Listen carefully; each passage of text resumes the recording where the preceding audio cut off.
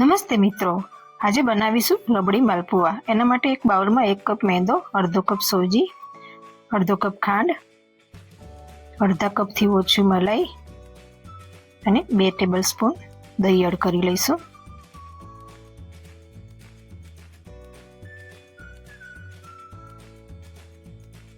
અને હવે દૂધ એડ કરીશું।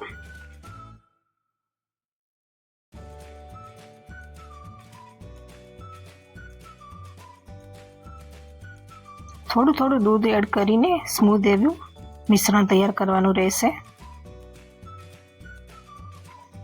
એક સાથે દૂધ એડ કરશો તો ગાંઠો પડી જશે,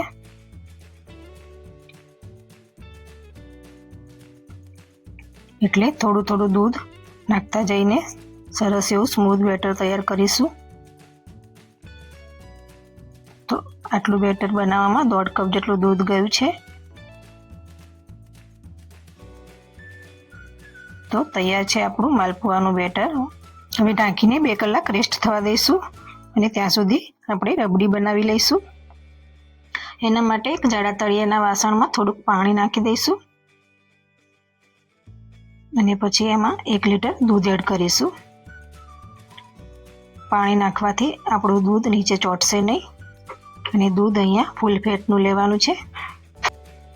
અને હવે દૂધને થોડી થોડી વારે હલાવતા રહીશું અને સાઈડમાં જે મલાઈ જામે એને મિક્સ કરતા રહીશું।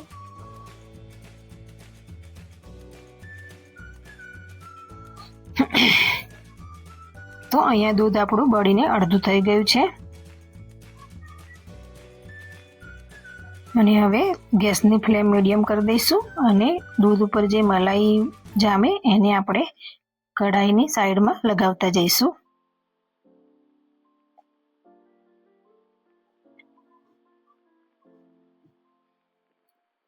તો દૂધ હવે લગભગ ખાસું એવું બળીને અડધું થઈ ગયું છે અને હજુ પણ થોડુંક પતલું છે, તો થોડુંક કાઢીશું અને મલાઈની સાઈડમાં ફરી જમા કરતા જઈશું। તો જુઓ આપણી રબડી તૈયાર થઈ ગઈ છે। હવે જે સાઈડમાં મલાઈ આપણે જમા કરી છે એને હવે આમાં મિક્સ કરી લઈશું। તો આવી રીતે ચમચીની મદદથી બધી મલાઈ સરસ ઉખેડીને બરાબર મિક્સ કરી લઈશું।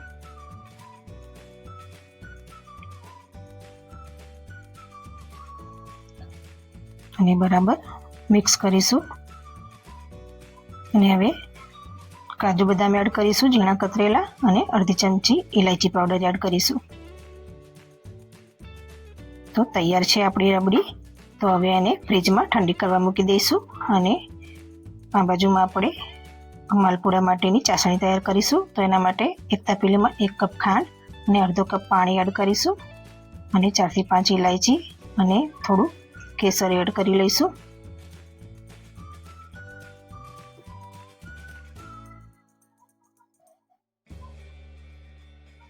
અને મીડિયમ પતલી એવી આપણે ચાસણી તૈયાર કરી લઈશું। આમાં કોઈ આપણે તાર કરવાના નથી, બસ ખાંડ ઓગળી જાય પછી થોડી વાર આપણે ઉકાળીશું। તો આપણી ચાસણી તૈયાર થઈ ગઈ છે।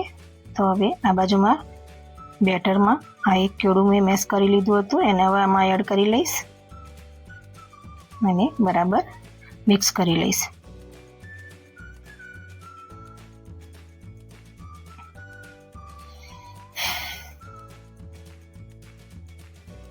અને હવે આ બાજુમાં ઘી ગરમ કરવા મૂકી દીધું હતું। તો હવે નાના નાના માલપુડા પાડી દઈશું અને ઘી બહુ ગરમ ના હોય, મીડિયમ ગરમ હોય ત્યારે જ માલપુડા એડ કરીશું અને ગેસની ફ્લેમ મધ્યમ રાખીશું અને આવી રીતે ચમચીની મદદથી થોડું થોડું ઘી ઉપર નાખતા જઈશું।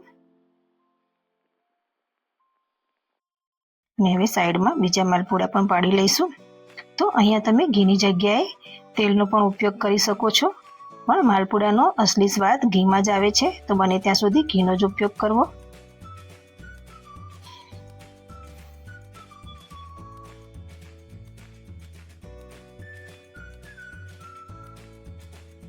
હવે બંને બાજુ ફેરવીને વારાફરતી તળી લઈશું।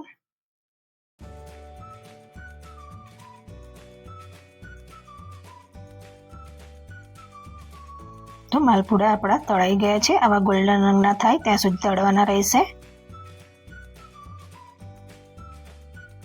તો હવે એને આપણે કાઢી લઈશું અને આવી રીતે ચમચીની મદદથી એને વધારાનું ઘી નીચોવી લઈશું અને હવે ચાસણીમાં એડ કરી લઈશું. તો ચાસણી થોડીક ગરમ હોય ત્યારે જ માલપુડા એડ કરવા અને 2 થી 3 મિનિટ માટે ચાસણીમાં માલપુડાને રહેવા દઈશું.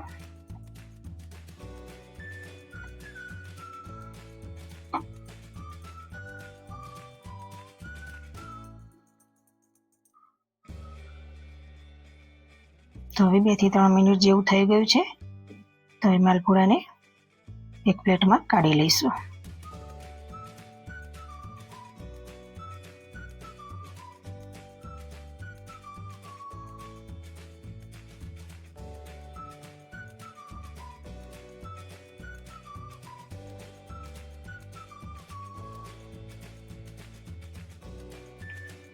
તો તૈયાર છે મિત્રો, એકદમ રસીલા એવા માલપુડા. આ હોળીમાં તમે જરૂર ટ્રાય કરજો.